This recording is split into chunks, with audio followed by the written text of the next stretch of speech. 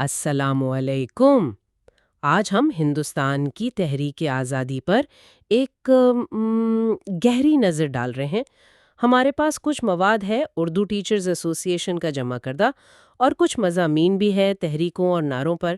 تو کوشش یہ ہے کہ سمجھیں کہ اس لمبی جدوجہد کے خاص پہلو کیا تھے، کون سی تحریکیں تھیں، لیڈرز کون تھے، اور وہ نعرے، وہ الفاظ کیا تھے جنہوں نے، آپ کہہ سکتی ہیں، پورے ملک کو جوش دلایا۔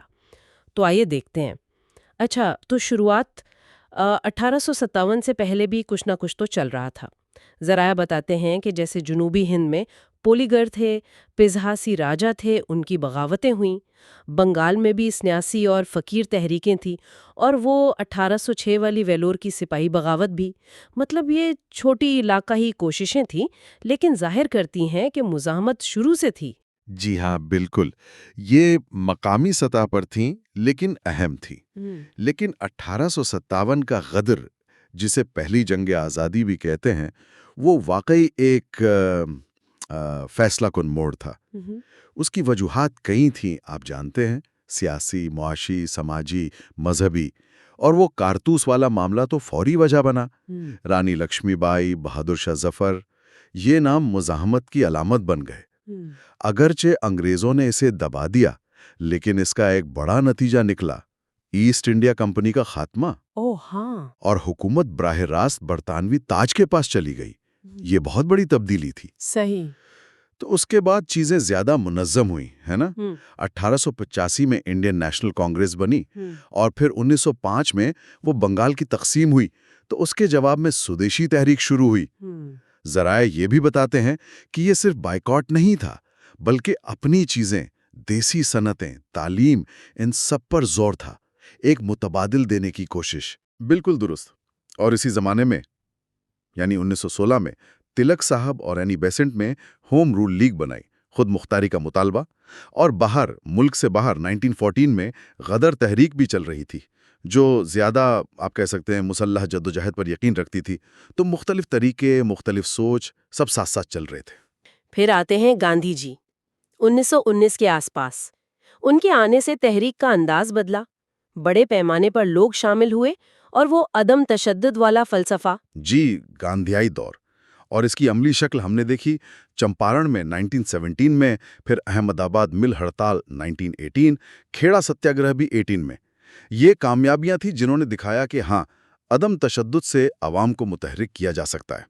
لیکن پھر وہ راولیٹ ایکٹ آیا 1919 میں، اور اس کے خلاف جو ستیاگرہ ہوئی، اسی کے نتیجے میں وہ جلیانوالہ باغ کا سانحہ ہوا۔ بہت بہت افسوسناک۔ بالکل، اس نے تو پورے ملک کو ہلا دیا۔ پھر بڑی تحریکیں آئیں، جیسے 1920 کی عدم تعاون تحریک۔ جی، جس میں سرکاری اداروں، چیزوں کا بائیکاٹ تھا۔ توڑا گیا۔ اور پھر آخر میں 1942 کی ہندوستان چھوڑ دو تحریک، کرو یا مرو کا نعرہ اسی وقت گاندھی جی نے دیا۔ جی ہاں، یہ بہت اہم مرحلہ تھا۔ لیکن یہ بھی یاد رکھنا ضروری ہے کہ گاندھی جی کی تحریکوں کے ساتھ ساتھ وہ انقلابی راستہ بھی چل رہا تھا۔ بنگال میں انوشیلن سمیتی، جگانتر، یہ تنظیمیں تھیں، اور بعد میں ہندوستان سوشلسٹ ریپبلکن ایسوسی ایشن، HSRA جسے کہتے ہیں۔ اچھا۔ یہ لوگ مسلح کارروائیوں پر یقین رکھتے تھے، جیسے کاکوری والا واقعہ یا اسمبلی میں بم پھینکنا۔ تو مطلب دو دھارے ساتھ چل رہے تھے، عدم تشدد اور انقلابی جدوجہد۔ بالکل، دونوں کا اپنا اپنا کردار تھا۔ اور ان سب کو جوڑنے میں، لوگوں میں جوش بھرنے میں، ان نعروں کا کیا کمال کا کردار رہا ہے۔ یہ صرف الفاظ نہیں تھے، یہ ایک جذبہ تھے، امید تھے، اتحاد تھے۔ یقیناً، یقیناً، ان نعروں نے مشکل سیاسی باتوں کو آسان، جذباتی پیغامات میں بدل دیا۔ جیسے مولانا حسرت موہانی کا نعرہ تھا، انقلاب زندہ باد۔ بھگت سنگھ نے اسے بہت مقبول کیا۔ ہاں، یہ تو آج بھی گونجتا ہے۔ اور وہ تلک صاحب کا، سوراج میرا پیدائشی حق ہے اور میں اسے لے کر رہوں گا، کتنا عزم تھا اس میں۔ جی۔ پھر سبھاش چندر بوس کے نعرے، تم مجھے خون دو میں تمہیں آزادی دوں گا، اور جے ہند۔ واہ۔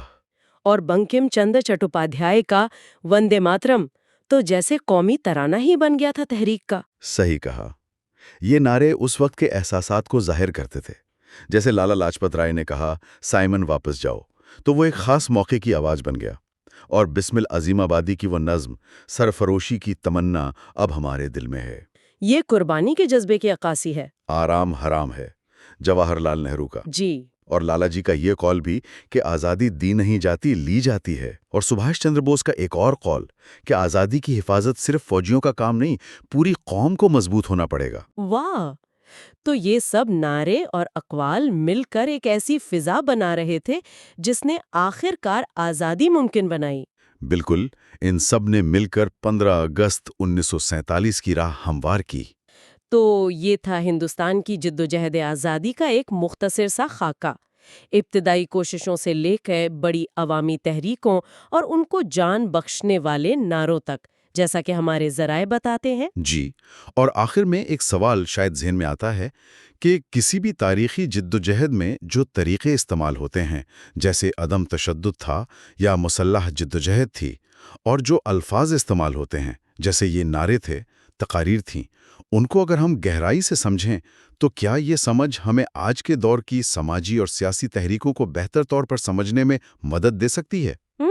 یہ واقعی ایک اہم نقطہ ہے سوچنے کے لیے۔ اسی سوال کے ساتھ آج کے لیے اجازت۔ خدا حافظ۔ خدا حافظ۔